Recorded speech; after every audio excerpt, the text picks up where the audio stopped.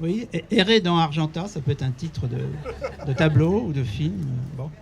Bon, donc je suis la vedette américaine là, qui chauffe la salle en attendant l'arrivée de la vraie star. Donc, voilà. Écoute, c'est déjà pas mal. C'est déjà pas mal. Alors j'avais compris que la répartition, c'est que Pierre parlait plutôt de Marinette, moi je parlais plutôt d'Henri, mais je vais parler de Marinette, évidemment, et en particulier vers la fin. J'expliquerai pourquoi dans un instant. Il y a une formule qui me vient à l'occasion de ces cérémonies, puisque maintenant ça devient une tradition. Quand on est à deux, c'est une tradition. Topor, l'année dernière, on était déjà là, oui, avec ma collègue de la Sorbonne, qui était la sœur de Topor, Hélène d'Almeida Topor, qui a parlé de façon très émouvante. Alors peut-être que Marinette acceptera de parler, je ne sais pas, cette fois-ci. Parce que c'est un peu la clé de voûte, hein. C'est un moment clé, mais c'est parce que c'est la clé de voûte, à mon avis, des 4 jours. C'est l'inauguration, parce que ça me paraît très, très Cueco, d'ailleurs. Inauguré pour 2 mois, hein, c'est à peu près 2 mois, une avenue. Ça me paraît être assez dans l'esprit aussi bien de Topor que de Cueco. Il y a des liens, il y a des liens d'ailleurs. Je parlerai tout à l'heure de la coopérative des Malassis, ça c'est important. Ben, il y a un lien qui s'appelle Christian Zemmer entre les deux groupes. Bon, il y a du sens. Le sens, évidemment, c'est Laurent Gervereau. Hein, parce que vous imaginez bien que c'est quand même très improbable d'inaugurer une avenue Henri et Marinette Cueco avec Marinette, avec Pierre Bergugnou qui maintenant doit s'approcher là, de mon champ de vision. L'explication, c'est Gervereau-Laurent, parce que sinon, on ne serait pas là. Hein, bon, d'accord. Alors, louons les grands hommes. Louons maintenant les grands hommes. C'est une formule que j'aime beaucoup, qui est à la tête d'un superbe livre de photographie. Hein. Walker Evans, c'est un texte de James Hadji. Oui, louons maintenant les grands hommes, c'est-à-dire le grand homme Henri Cueco et le grand homme Marinette. Je rappelle que Simone Veil vient d'entrer au Panthéon, aux grands hommes, la patrie reconnaissante. Donc Marinette est un grand homme, au sens d'être humain. Hein. Bon, voilà. En 3 mots simplement, puisque maintenant tout le monde dit je, et donc Laurent l'a dit, donc je vais continuer dans l'égo-histoire. Le rapport que j'avais avec, et que j'ai toujours avec Henri, que j'ai toujours, et avec Marinette, ça s'est fait en 3 temps, mais c'est peut-être assez significatif de la façon dont, à mon avis, beaucoup d'entre vous ont eu ce rapport. Bon, il y a eu la dimension argentage, ça, franchement, je ne l'ai pas, désolé. Bon. Mais moi, j'ai découvert Cueco sans savoir vraiment qu'il était Cueco, dans le relatif, dans les années 70, et c'était la coopérative des Malassis. Et c'est quelque chose d'essentiel parce que 6 peintres, finalement 5, mais au départ, il y avait Christian Zemmer aussi, qui se réunissent en coopérative, qui sont vraiment organisés en coopérative pour faire un art politique, monumental, souvent mural, donc confère le Mexique, etc., d'intervention. Effectivement, un art, on ne va pas insister sur les mots figuratifs, mais on est dans les années 70. C'est pas très tendance sur le plan esthétique, parce que le jeune artiste Laurent Gervereau des années 70 n'était pas tout à fait sur ces bases-là au départ. Mais en revanche, les années 70, politiquement, ça a du sens. Et la coopérative des Malassis, moi je vous demande tous et toutes de vous renseigner un petit peu sur elle, d'aller au musée de Dole dans le Jura, etc., où il y a une bonne partie de ses œuvres, et puis de rappeler en 2 minutes, c'est 1972, l'exposition Pompidou. Une exposition qui fait un bilan venu d'un homme de la région, hein, Georges Pompidou, amoureux via d'ailleurs sa femme de l'art contemporain, et qui veut redonner du punch à Paris face à New York, parce que c'est ça l'enjeu. Donc, récapitulation de 12 ans d'art contemporain. Et une partie des peintres, dont faisait sans doute partie Laurent Gervereau à ce moment-là, le front des arts plastiques ou des artistes plasticiens, manifeste contre. En revanche, la coopérative des Malassis, comme Jacques Villeglé, qui était là avec nous il y a 2 jours, comme Alechinsky, joue le jeu de l'exposition en disant, bon, si on est complètement libre, on y va. C'était au Grand Palais. Et puis, comme il y a eu manifestation à l'extérieur du Grand Palais, qu'on est en 72, il y a intervention des policiers. Et à ce moment-là, aussi bien Alechinsky que Villeglé disent « Ah, ça suffit comme ça ». Tous les peintres disent on se retire symboliquement de l'exposition, mais les Malassis ne se retirent pas symboliquement. Ils retirent leurs panneaux du Grand Méchoui. Donc le Grand Méchoui, c'est 49 panneaux, 65 mètres, hein, voilà, je ne me trompe pas, David. Et donc, ils descendent, et vous avez ces photos extraordinaires prises entre autres par l'un des membres de la coopérative, puis par d'autres photographes. Donc je vous renvoie à Internet ou ailleurs. Le décrochage du Grand Méchoui par les Malassis, c'était absolument extraordinaire parce qu'à la fois ça devient des banderoles de manifestation, les grandes planches, et ça devient des boucliers entre les policiers, les manifestants, les contre-manifestants, les invités. C'est quand même une scène, à mon avis, unique dans l'histoire de la peinture quand même. Hein, Laurent? Bon, il ne m'écoute pas, c'est pas grave. C'est quand même unique. Bon, les Malassis, c'est beaucoup de choses. Et 20 ans plus tard, là, ça a été mon petit rôle. Ça a consisté à demander à une de mes étudiantes, qui d'ailleurs actuellement travaille dans les services culturels du département de l'Aveyron, Muriel Berthier, de faire la première étude sur les Malassis. Et c'était un premier hommage, et c'est à cette occasion-là que les rapports ont commencé à se lier. C'est tout ce que je pouvais faire en tant qu'historien de service. La deuxième dimension d'Henri, et ça je crois qu'il faut insister là-dessus, c'est pas donc la dimension simplement citoyenne, politique au sens le plus large, c'est la dimension intellectuelle. Et là, il y a évidemment un mot que, à mon avis, on ne prononce pas spontanément à propos d'Henri Quecot, c'est que pour moi, c'était évident à partir du moment où j'ai commencé à discuter avec lui, à lire ses textes, c'est un intellectuel qui parle très intelligemment de la peinture, de l'art en général, dans son rapport à la société, au fer, etc. Bon, oui, je chauffais la salle. Donc, je vais bientôt terminer. Donc, Henri comme intellectuel, et ce qui est très, très Quecot, très Marinette, très Henri en tous les cas, c'est très surréaliste, c'est très pataphysique, c'est tout ce qu'on veut, c'est très papou, bon, c'est que généralement, il s'arrangeait pour casser l'apparence de sérieux de tout ça, hein, parce que quand on écrit « Dessine-moi un bouton », ou quand on écrit sur la Belle de Fontenay, le journal d'une pomme de terre, je pense qu'il y a beaucoup de critiques d'art écrivant dans certaines revues d'art que je ne citerai pas, qui se disent « je ne vais même pas ouvrir un livre comme ça, parce que ça doit être de la rigolade ». Et ceux qui ont écouté les Papous savent que Quecot était un des plus brillants participants des Papous. C'est une intelligence, moi, qui m'a toujours stupéfait. Et je plaiderais pour qu'on puisse systématiquement réunir les textes, de toutes sortes d'ailleurs, d'Henri, voire en plusieurs volumes avec des thématiques, parce qu'on découvrirait qu'il nous dit sur la peinture, sur l'art, sur les rapports entre art et société, des choses très pertinentes.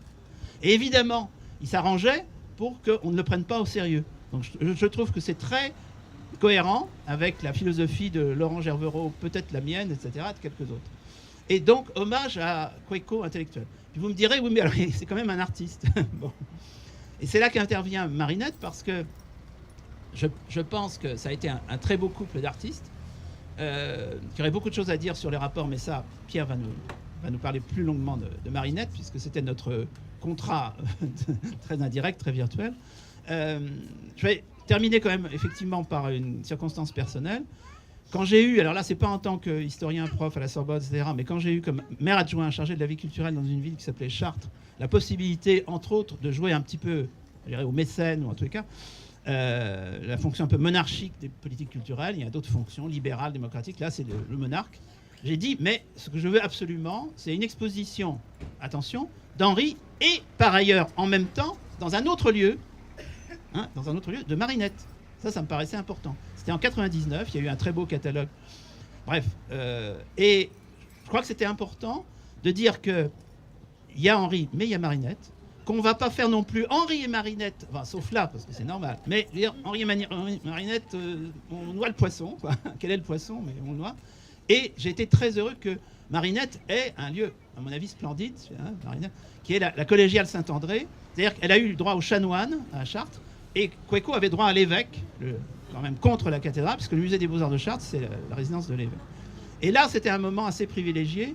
C'était le grand moment où, d'ailleurs, Henri osait se mettre à publier des textes, etc. Je pense qu'il y a eu un apogée, Quecot, dans les années 90-2000.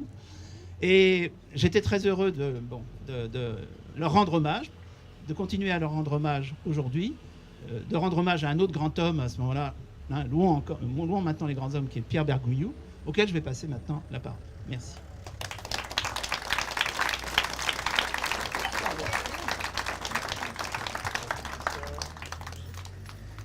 Ça n'est pas une chose facile que de prendre la parole après Pascal Horry. C'est un historien. Il m'est venu une pensée inconvenante. C'est comme Attila, l'herbe ne repousse plus sur son passage. Alors la seule façon de se distinguer un tout petit peu, c'est d'ajouter une touche chauvine aux propos que je tiendrai. Je suis indigène, Pascal. Alors la touche chauvine, la voici. Le Limousin en général et la Corrèze en particulier sont des terres sans art. Ça date de la nuit des temps et ça aurait dû se perpétuer jusqu'à la consommation des siècles. La raison, l'explication, vous n'êtes pas loin à la chercher, elle est juste sous vos pieds. c'est le sol qui nous porte. Il n'y a nulle part sur la Terre d'emplacement d'une superficie aussi réduite que la Corrèze. Je ne sais pas trop ce que je fais, ce qu'il faudrait que je fisse, ce que juste du... Quoi que c'est qui se passe esque. Mettez bien votre micro. Même dans la bouche. Bon, je reprends, mais pas au début. Je disais que la Corrèze est un pays sans art et que la raison en est toute proche, elle est sous vos pieds, c'est le sol qui nous porte. J'ajoutais avec une pointe d'orgueil qu'il n'y a aucun autre endroit sur la Terre pour offrir, sous une superficie aussi réduite, un aperçu aussi complet de ce qu'on appelle le système géologique. Si par exemple vous partez du sud, vous êtes sur le causse corrézien, c'est-à-dire sur des calcaires jurassiques et crétacés qui sont comme une intrusion du Quercy en terre limousine. Vous faites 15 km et vous arrivez sur les grès permo-carbonifères du bassin de Brive, avec ces sortes d'enclaves cramoisies, rouge sang, de Messac et de Collonges. La fête continue à partir de Malmort, au nom chargé d'augure sinistre. Vous entrez dans la zone métamorphique, comprimée, des gneiss, de Tulle. Je laisse de côté la Xaintrie, puisqu'on y est. J'ai failli en crever pour passer de la région d'Aigleton à Argentat, il y a 10 minutes, un quart d'heure. Au-delà de Tulle, ce sont les granites précambriens uranifères. Et au-delà encore, ce sont les basaltes relativement frais de Bord-les-Orgues. Alors cette extraordinaire bigarrure présente un trait commun. Mais c'est du côté de l'économie politique qu'il faut aller le chercher. Les calcaires, les grès, les gneiss, les granites, le basalte relèvent tous de cette catégorie des moins bonnes terres de l'économie politique. Et les moins bonnes terres, ce sont celles qui ne livrent aucun surplus.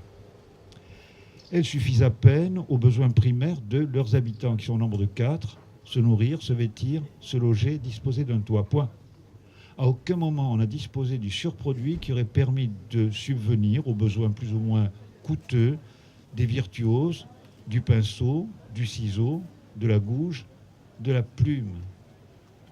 Si vous voulez savoir ce que sont les bonnes terres, il faut passer par exemple la Loire, ou même sans qu'il soit besoin de passer la Loire, jeter un coup d'œil sur le Berry, la Limagne, la Beauce, la Brie, la Picardie, qui sont ornés, agrémentés de châteaux, de jardins à la française, de parcs, de futaies, de cathédrales, qui sont de surcroît légendés, historiés, peintes. Alors ça aurait pu durer l'éternité, et puis il s'est passé quelque chose, je pense, vers le milieu du siècle dernier, c'est la disparition de la petite paysannerie, la fin de la société agraire traditionnelle qui tenait le pays depuis la Gaule romaine.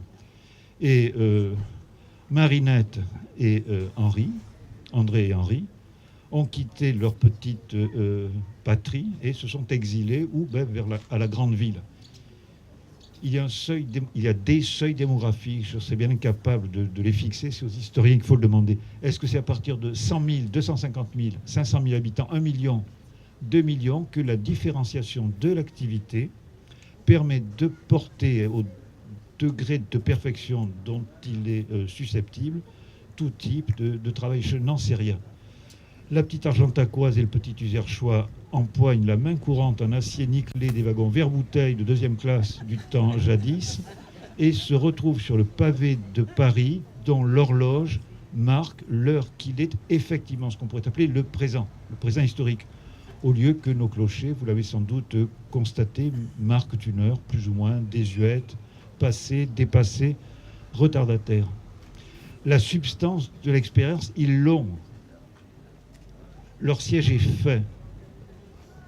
Ils ont vécu ici, Marinette à Argentat, Henri à Userche, mais c'est la forme qui n'est pas disponible. J'ai connu un peintre corrézien à Brive qui peignait selon les canons de l'académisme, comme on faisait au XVIIIe siècle et au début du XIXe siècle, et qui, n'ayant pas obtenu la reconnaissance à laquelle il aspirait passionnément, n'a rien trouvé de mieux que de se pendre à la poutre fêtière de son grenier qui jouxtait la chambre sous les combles où je dormais tranquillement.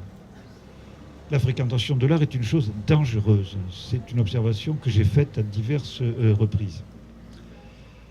Nos deux Corésiens donc découvrent la grande ville, Paris, ville jolie, et vont lui emprunter, parce que c'est là et nulle part ailleurs qu'il semblerait qu'elle réside, la formalité de leur temps. Ça donne quoi? Ça donne ceci, que Marinette, au lieu de céder à la tentation de se tourner vers les matériaux traditionnels, la sculpture, le bronze, le marbre, l'argile, les bois précieux, récolte l'herbe mauvaise, la mauvaise herbe qui pousse le long des routes et sur les talus. Ces herbes n'ont aucune utilité, elles sont proprement incomestibles. Personne ne les voit, on les ignore, elles ne figurent guère que dans les traités savants. Or, elles s'avisent que c'est peut-être là que réside l'expression plastique de l'expérience indigène qu'elle a faite dès le commencement, ici même. Son userchois d'époux n'a rien d'autre à sa disposition que le bestiaire traditionnel, les veaux, les vaches, les cochons, l'ougagnou, dans le langage d'ici, les chiens, bien sûr, et puis ce que la nature environnante peut lui offrir. Et donc, de même que Marinette s'est baissée pour ramasser l'herbe des talus, il se tourne vers ce bestiaire familier, vers le petit pays qui est le nôtre, et le peint. Oui, mais il le peint d'une manière tout à fait autre que celle à laquelle on avait accoutumé. Au lieu, par exemple, de représenter les vaches rouges dans leur pré, il les détache du contexte habituel où elles étaient comme noyées, de même les moutons, de même les cochons. De même les chiens qu'on voit galoper vus en plan sur le dallage aride de la grande cité. Ces moutons, ils sont dévorés par la lumière crue de la canicule de 76. J'ai un faible pour les vaches limousines parce qu'au temps où il exerçait aux Beaux-Arts de Paris, il n'avait rien trouvé de mieux que d'imprimer une affiche montrant nos vaches limousines avec comme légende « Laissons la peur du rouge aux bêtes à cornes ». Et c'est quelque chose qui ornait les murs de la rue Bonaparte au mois de mai 1968. Au résultat, ça donne quoi? Ce fait que pour la première fois, deux de nos petits compatriotes secouant la tutelle de la vieille histoire de misère, d'éloignement, d'ignorance à laquelle nous trouvions réduits, portent dans cet ordre second qui est celui de l'art, une réalité qui, à de certains égards, était comme si elle n'était pas, parce qu'il ne nous avait pas été permis jusqu'alors d'accéder à cette conscience de la réalité en question par les voies qui sont celles de l'expression artistique. Un écrivain parisien qui s'appelait Marcel Proust et qui avait vécu au début du siècle dernier comparait de façon assez brutale apparemment le travail des artistes avec celui des ophtalmologistes. Ce sont des gens qui opèrent le voile, la taie que nous avions sur les yeux. Nous étions aveugles et nous ne le savions pas. Ils passent, ils opèrent, et alors on voit. Le monde existe deux fois en tant que tel, mais pour nous, puisque nous sommes là. Et après qu'un artiste a passé, il y a plus de monde. Nous sommes plus riches. Nous avons plus d'êtres, puisque le sujet que nous sommes n'est qu'un rapport avec les objets. Et une chose témoigne de ce qui s'est passé, c'est notre joie. Toute joie ratifie un accroissement d'être. À l'inverse, c'est une expérience que nous avons tous faite, la tristesse accompagne la perte, les privations, le deuil, les empêchements. Il était donc temps que la vieille Corrèze témoigne de sa reconnaissance admirative à Marinette. J'aurais tout donné, vous aussi, pour qu'Henri soit là. Mais, il a fait œuvre, il a changé l'univers que nous habitons, donc il nous a changé, et à ce titre, il nous accompagne, il est toujours là. Je vous remercie.